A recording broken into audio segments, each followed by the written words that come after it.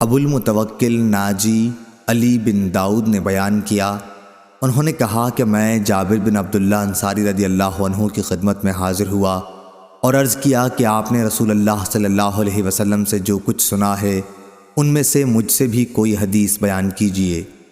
انہوں نے بیان فرمایا کہ میں حضور اکرم صلی اللہ علیہ وسلم کے ساتھ ایک سفر میں شریک تھا۔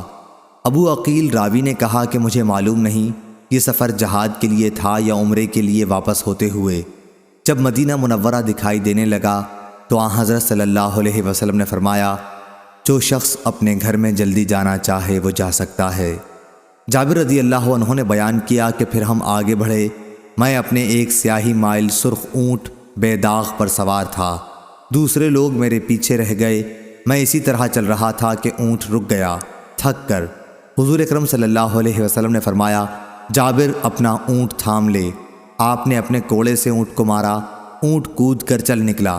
پھر آپ نے دریافت فرمایا، یہ اونٹ بیچو گے؟ میں نے کہا ہاں۔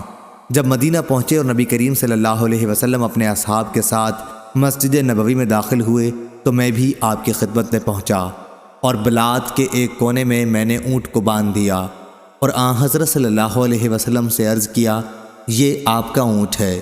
پھر آپ باہر تشریف لائے اور اونٹ کو گھمانے لگے اور فرمایا کہ اونٹ تو ہمارا ہی ہے۔ اس کے بعد آپ صلی اللہ علیہ وسلم نے چند اوقیہ سونا مجھے دلوایا اور دریافت فرمایا، تم کو قیمت پوری مل گئی؟ میں نے عرض کیا جی ہاں۔ پھر آپ نے فرمایا، اب قیمت اور اونٹ دونوں ہی تمہارے ہیں۔ صحیح بخاری حدیث نمبر 2861۔ شعبہ نے خبر دی، انہیں قتادہ نے اور انہوں نے انس بن مالک رضی اللہ عنہ سے سنا کہ مدینے میں ایک رات کچھ خوف اور گھبراہٹ ہوئی تو نبی اکرم صلی اللہ علیہ وسلم نے ابو طلحہ کا ایک گھوڑا مانگ لیا۔ اس گھوڑے کا نام مندوب تھا۔ آپ اس پر سوار ہوئے اور واپس آ کر فرمایا کہ خوف کی تو کوئی بات ہم نے نہیں دیکھی، البتہ یہ گھوڑا کیا ہے، دریا ہے۔ صحیح بخاری حدیث نمبر 2862۔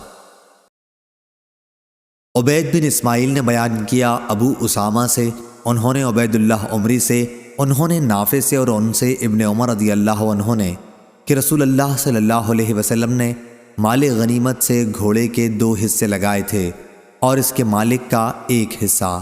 صحیح بخاری حدیث نمبر 2863۔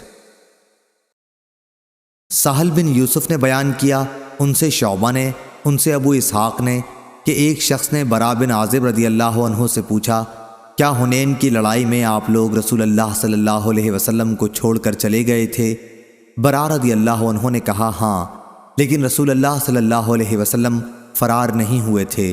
حوازن کے لوگ جن سے اس لڑائی میں مقابلہ تھا بڑے تیر انداز تھے۔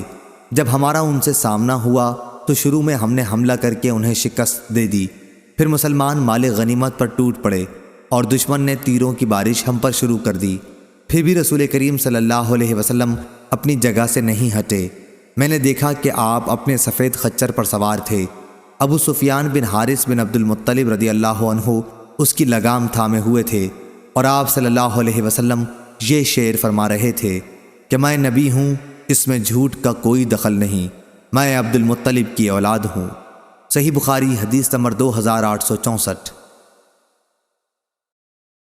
نافع نے بیان کیا اور ان سے عبداللہ بن عمر رضی اللہ عنہ نے بیان کیا کہ نبی کریم صلی اللہ علیہ وسلم نے جب اپنا پائے مبارک غرض رکاب میں ڈالا اور اونٹنی آپ کو لے کر سیدھی اٹھ گئی تو آپ نے مسجد ذوالحلیفہ کے پاس لبیک کہا، احرام باندھا۔